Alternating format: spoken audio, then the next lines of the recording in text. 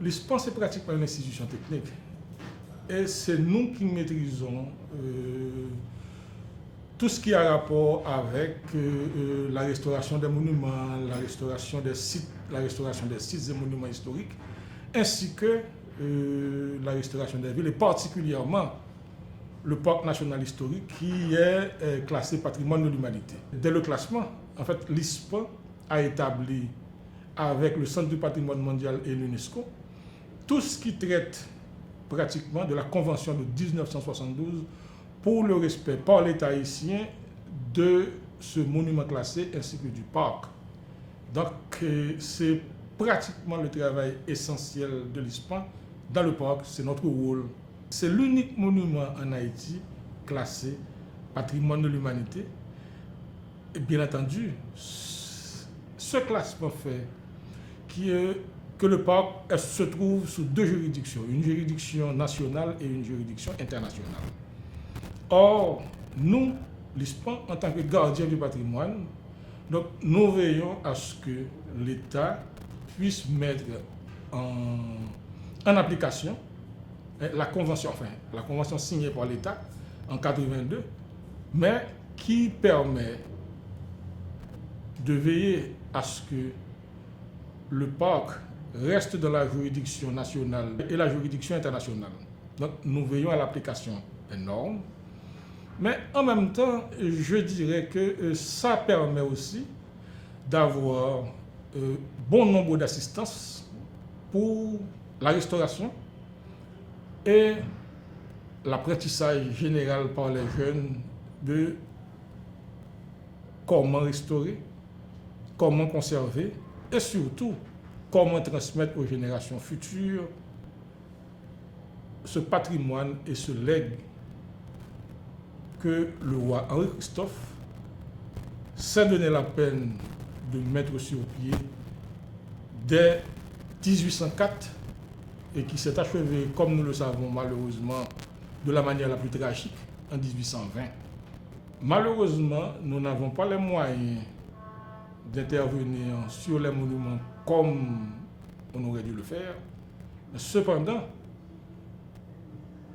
grâce à l'ISPAN, on a pu sauver ce monument qu'est la citadelle Henri. En termes de mesures conservatoires, je dirais que c'est dans le parc, aujourd'hui, c'est la réalisation la plus visible que le projet PAST a pu apporter à ce monument.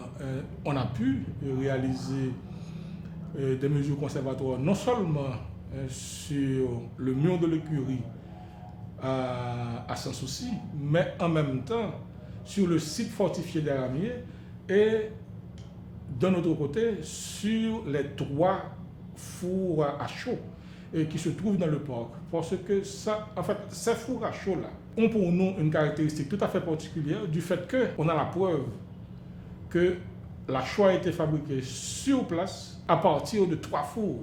Parce que cela veut dire aussi que le volume de mortier pour construire ces monuments était extrêmement important.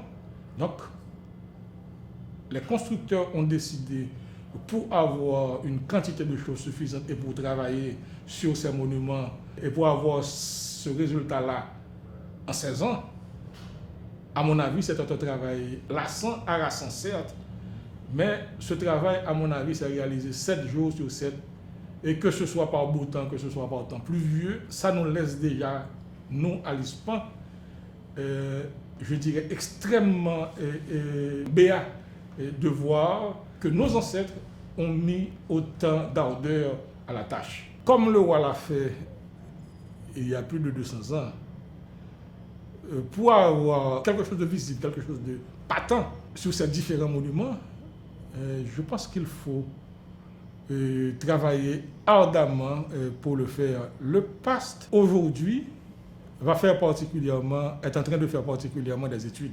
Parce que ce qui donne réellement la visibilité, ce sont les réalisations physiques.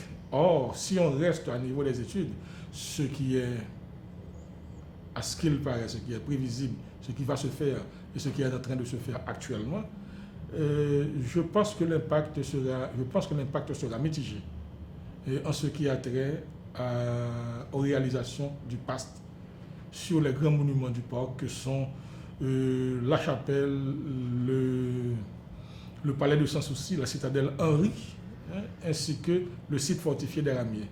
Le palais de Sans-Souci, c'est un site exceptionnel, un paysage de ruines qui est classé comme tel, que nous devons respecter, que nous allons garder ça tel quel, comme un paysage de ruines. Mais avoir un paysage de ruines ne dit pas nécessairement qu'on ne peut pas mettre en application des mesures conservatoires, faire en sorte que le site soit exploitable touristiquement, et en même temps refaire par exemple les jardins du roi ou les jardins de la reine, mettre le site en valeur, parce que Sans-Souci se trouve entre deux cours d'eau, entre deux bras de cours d'eau. Donc en fait, le site est embrassé par un cours d'eau qui s'est divisé en deux. Est-ce pourquoi non seulement il y a les jardins du roi, les jardins de la reine, mais aussi il y a les fontaines. Donc tout ça était prévu. Donc si les jardins sont restaurés, si la fontaine est remise en fonctionnement, en fait, ça va donner au site un certain éclat et va permettre aux visiteurs de rêver encore davantage comment était ce site il y a 200 ans. Donc, et ça va nous rapprocher un peu plus de la réalisation royale, de comment c'était à ce moment précis de l'histoire. Donc, en gros, c'est ce que je dirais aussi sur